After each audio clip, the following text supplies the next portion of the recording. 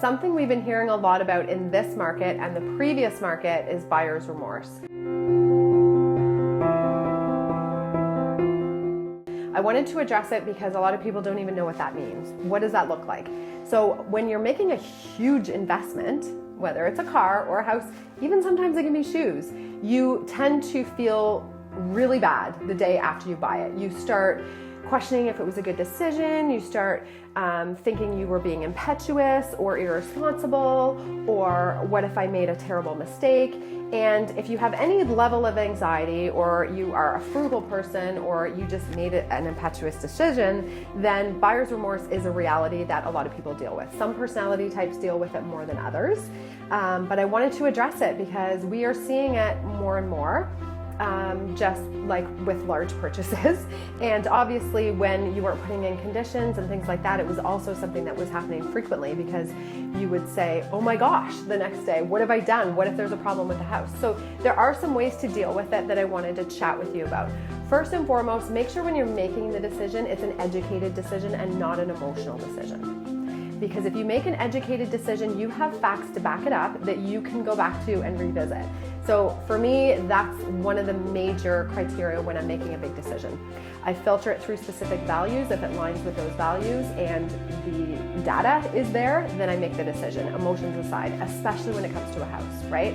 So we all love to imagine Christmases and entertaining and memories with the kids, but that's when it becomes emotional. So you have to reel that in, make sure when you're making your decision right out of the gates, avoid buyer's remorse by making it about the facts. If you can do that, then you're going to save yourself a lot of grief. The next thing is when you have that next feeling the next day, you want to still be able to celebrate your win. So you made that decision for a reason. You bought the car, you bought the house because you thought it was a good fit. So revisit the motivating factors because they're there. Otherwise you wouldn't make the decision. So you go through and you say, we needed to change this lifestyle. We wanted to be closer to the community for the kids. We wanted to allow our parents to move in. Those are really important reasons to make a move. So when you revisit the motivating factors, it feels so much better. The next thing is start planning, because oftentimes we get stuck in buyer's remorse because we are questioning things. So I read a quote actually quite recently about anxiety lives with you when you're thinking about the future or the past. But if you think about the present and you are able to actually be grateful for what you have, count your blessings, and then start making a plan, you can move out of that stage very quickly. So I love Pinterest. It's like an addiction. I mean, who doesn't, right?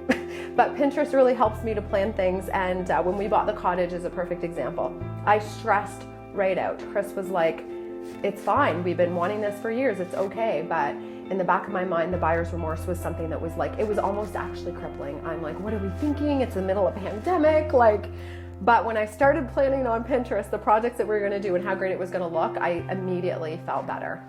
So those are my tips for dealing with buyer's remorse, and always talk to your real estate agent. They have some amazing data for you to help you to feel better, help you to revisit your motivation. We are often counselors as much as we're realtors, so make sure you reach out to your realtor, connect with them, explain how you're feeling, and I'm sure they'll help you through it.